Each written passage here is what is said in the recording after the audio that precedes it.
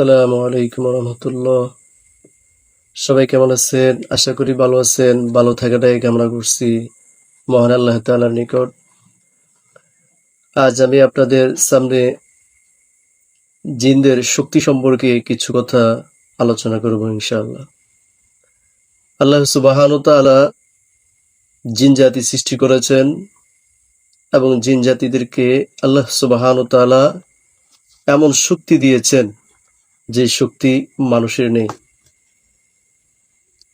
আল্লাহ সুবহানাহু ওয়া তাআলা জিন জাতিকে এমন পাওয়ার, এমন শক্তি দিয়েছে যে শক্তির মাধ্যমে তারা বিভিন্ন সময়ে বিভিন্ন আকৃতি ধারণ করতে পারে, যা আমরা মানুষ পারি না।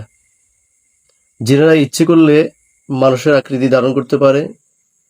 তারা ইচ্ছে করলে গরু, ছাগল, ঘোড়া, খচ্চর, গাধা, মহিষ, ওট বিভিন্ন চতুষ্পদ জন্তুর আকৃতি তারা ধারণ করতে পারে এবং তারা ইচ্ছে করলে সাপ বিচ্ছুর আকৃতিও ধারণ করতে পারে। তারা বিভিন্ন সময় পশু পাখির আকৃতি ধারণ করতে পারে, অর্থাৎ তারা যেই সময় যেই জন্তু বা যেই প্রাণী আকৃতি ধারণ করে ইচ্ছে করে ওই সময় ওই জন্তু ওই প্রাণীর আকৃতি তারা ধারণ করতে সক্ষম, যা আমরা মানুষ অক্ষম। আল্লাহ সুবহানাহু ওয়া তাআলা জিন জাতিদেরকে এমন শক্তি দিয়েছেন, তারা অল্প সময়ে অনেক দূরে চলে যেতে পারে।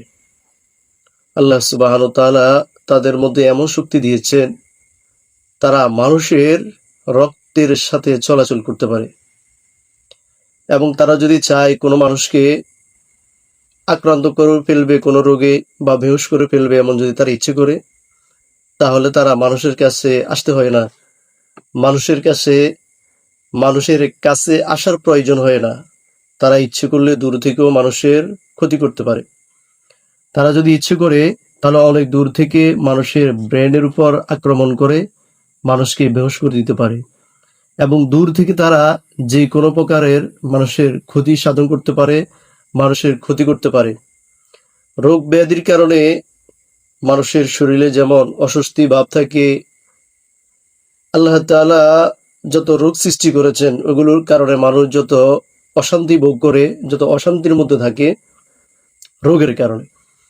জিনেরা যদি চায় কোনো মানুষকে কোনো রোগ নিজেদের শক্তি বলে মানুষের মধ্যে কোনো রোগ সৃষ্টি করে দেওয়ার যদি তারা ইচ্ছে করে, তাহলে তাও তারা পারে। আল্লাহ তাআলা তাদেরকে সেই শক্তিও দান করেছেন।